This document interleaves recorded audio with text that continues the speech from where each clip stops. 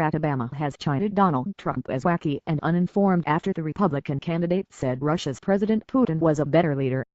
Speaking in Laos, Mr. Obama said that every time Mr. Trump spoke it became clearer that the Republican contender was not qualified to be president. In a televised forum on Wednesday, Mr. Trump had praised Mr. Putin's great control and 82% approval rating.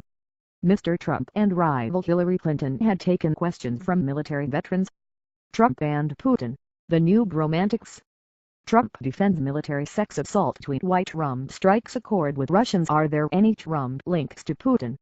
Trump's shifting stance on Iraq invasion. Mr. Obama said, "I don't think the guy's qualified to be President of the United States, and every time he speaks, that opinion is confirmed."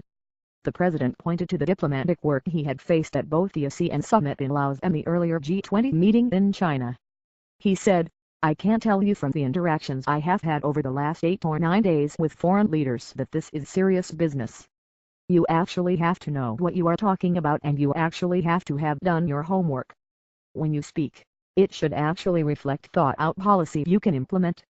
Mrs. Clinton, meanwhile, pilloried Mr. Trump for having suggested U.S. military leaders had been reduced to rubble, accusing him of having trash-talked American generals. In a rare press conference, she said on Thursday morning, "That's how he talks about distinguished men and women who've spent their lives serving our country, sacrificing for us."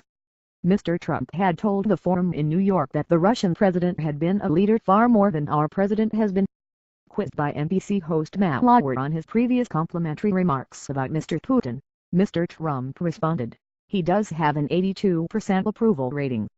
I think when he calls me brilliant, I'll take the compliment, okay," said the businessman, adding that Mr. Putin had great control over his country.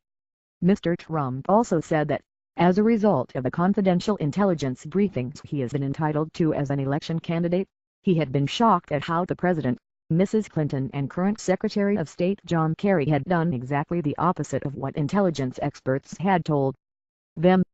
An illuminating blather, U.S. media's initial response. Gabriel Benedetti writes on the Politico website that neither candidate did much to advance their cause, with Hillary Clinton spending a third of the time fending off questions about her emails while Donald Trump struggled to explain his secret plan to defeat the Islamic State. Time agreed, citing plenty of unilluminating blather spewed by both candidates. It said, "The most dispiriting thing was the grim view of the world the candidates gave Americans, with their relentless focus on fighting and terror. There was scant optimism." One focus was on the performance of NBC moderator Matt Lauer. The New York Times pronounced that the consensus afterwards was not kind. Mr. Lauer found himself besieged by critics of all political stripes, who accused the anchor of unfairness, sloppiness and even sexism in his handling of the event. Lauer's main miss, it seemed, was not to press Mr. Trump when he said he had not supported the war in Iraq. Vox was among those pointing to a 2002 interview with radio host Howard Stern that contradicts this. Forum moderator Lauer suffers backlash in the forum. Mr. Trump also said, "I was totally against the war in Iraq." This appeared to contradict a statement in a 2002 interview with radio host Howard Stern, and the forum's moderator, Matt Lauer, came in for intense criticism after the event for not pressing Mr. Trump on the statement. Mr. Obama said in Laos, "The most important thing for the public and the press is to just listen to what he says and follow up and ask questions to what appear to be either contradictory or uninformed or outright wacky ideas." Mrs. Clinton had found herself once again on the defensive during the forum over her private email server. The forum offered a preview of the questions they will face in their 3 forthcoming presidential debates, the first at Hofstra University near New York on September 26.